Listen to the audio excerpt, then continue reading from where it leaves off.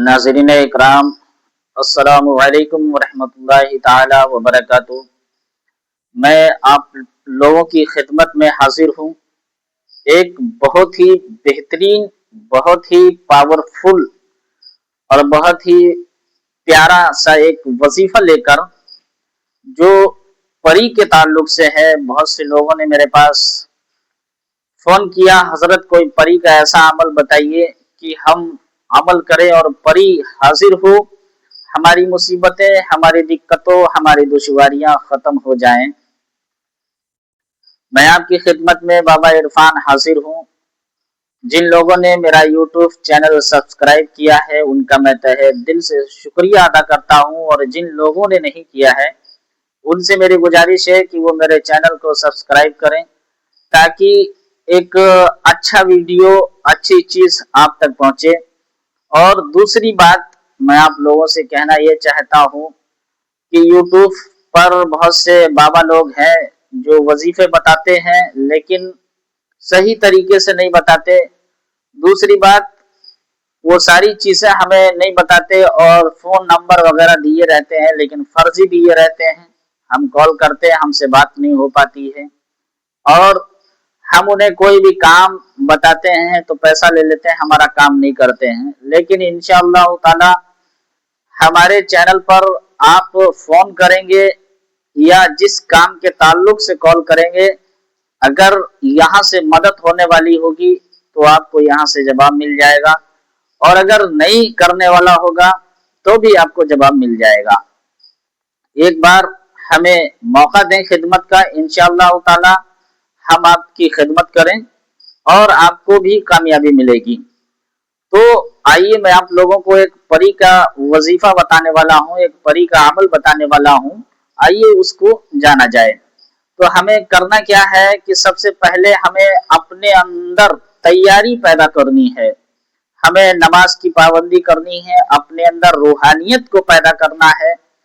जब हम अपने अंदर रूहानियत पैदा कर लेंगे, और इंसान, अल्लाह तबारक व तआला ने सारी मखलूकों में सबसे अफजल इंसान को बनाया है। इंसान चाहे तो वो किसी को भी अपने बस में कर सकता है, चाहे जिन्नात हो, जिन हो, परी हो, कोई भी चीज हो, वो अपने बस में कर सकता है।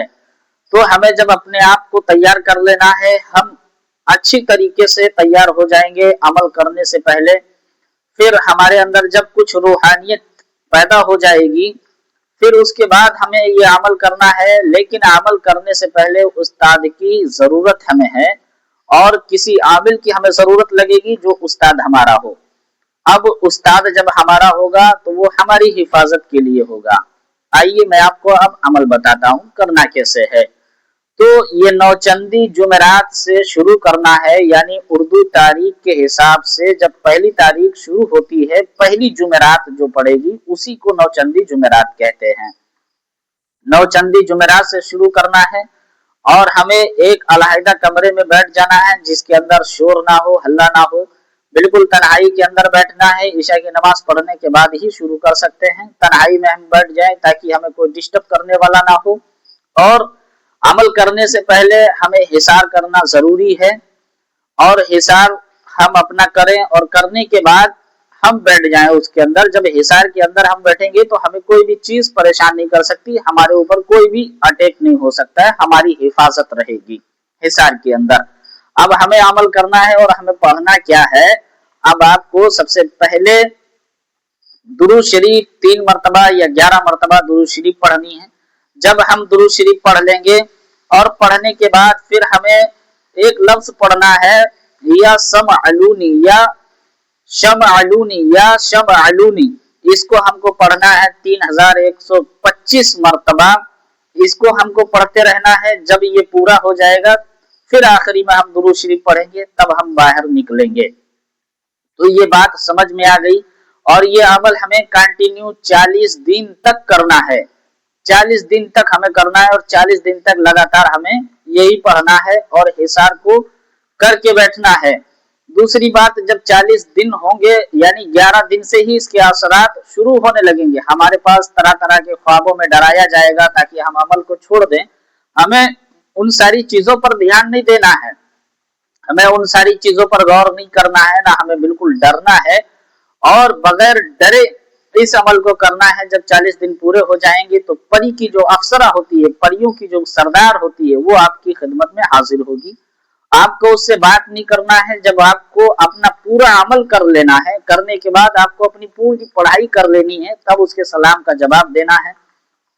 वो अगर आपको कोई चीज देती है तो आपको ले लेना है, सिर्फ इस चीज को आप ही जानिएगा, किसी को मत बताइएगा। और उससे अच्छे से आप बात करें, किस तरीके से वो हाजिर होती है उससे कौलो करार करें। फिर आपका जो भी काम होगा इंशाअल्लाह ताला आप उससे काम कर